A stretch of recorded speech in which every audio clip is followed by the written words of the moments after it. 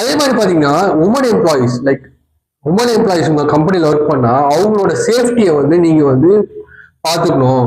அதே மாதிரி நைட் ஷிஃப்ட்ல ஒரு உமன் எம்ப்ளாயி வராங்கன்னா அவங்களுக்கு வந்து கேப் அரேஞ்ச்மெண்ட்ஸ், உமன் சேஃப்டி எல்லாத்தையுமே வந்து நீங்க கண்டிப்பா வந்து செக் பண்ணிக்கணும் அப்படின்னு சொல்லி எல்லா எம்ப்ளாயருக்கும் சொல்லிட்டாங்க. அதே மாதிரி ஜெண்டர் பேஸ்ட் வேஜஸ் இருக்கக்கூடாது அப்படின்னு சொல்லிடுறாங்க. இப்போ வந்து அவங்க பெண், அதே நான் பண்ற ஒர்க் தான் அவங்களும் பண்றாங்க. ஆனா எனக்கு சேலரி அதிகமாகவும் அவங்களுக்கு கம்மியாகவும் கொடுக்க கூடாது. ஜெண்டர் பேஸ்ட் வேஜஸ் வந்து கொடுக்க கூடாது. இப்போ 2 பேரும் ஒரே ஒர்க் பண்ணாங்களா, 2 பேருக்குமே ஒரே சேலரி தான் கொடுக்கணும் அப்படின்னு சொல்லியிருக்காங்க. ஓகேங்களா. லாஸ்ட் பாயிண்ட் என்னவா சொல்லியிருக்காங்கன்னா, முக்கியமான பாயிண்ட் இதுதான்.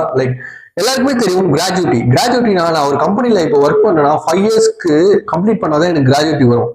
ஆனா இப்போ என்ன சொல்லியிருக்காங்கன்னா, நீங்க 1 இயர் கம்ப்ளீட் பண்ணாலே உங்களுக்கு கிராஜுவிட்டி வரா மாதிரி சொல்லியிருக்காங்க. ஏன் இது சொல்லியிருக்காங்கன்னா, நிறைய பேர் வந்து பாத்தீங்கன்னா 1 இயர் 2 இயர் கான்ட்ராக்ட்ல ஒர்க் பண்ணுவாங்க. கான்ட்ராக்ட் முடிஞ்சோன்னு வேற கம்பெனி மூவ் ஆயிடுவாங்க.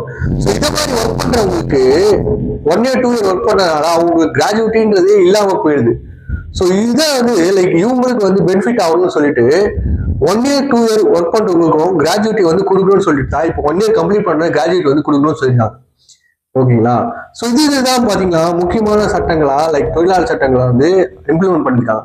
ஸோ இனிமேட்டு வந்து கம்பெனிஸ் இம்ப்ளிமெண்ட் பண்ணி கவர்மெண்ட்ஸ் சைட்ல இருந்து ப்ரெஷர் பண்ணி இம்ப்ளிமெண்ட் பண்ணி எம்ப்ளாயீஸும் வந்து எப்படி வந்து எடுத்துட்டு போறாங்க, இதுல பெனிஃபிட்ஸ் என்ன, அட்வான்டேஜ் டிஸ்அட்வான்டேஜ் என்ன சொல்லி இனிமேட் தான் தெரியும். ஓகேயா. ஸோ இந்த வீடியோ உங்களுக்கு பயனுள்ளதா இருந்தா என் சேனலை சப்ஸ்கிரைப் பண்ணீங்க ஃபார் மோர் வீடியோஸ். தேங்க்யூ.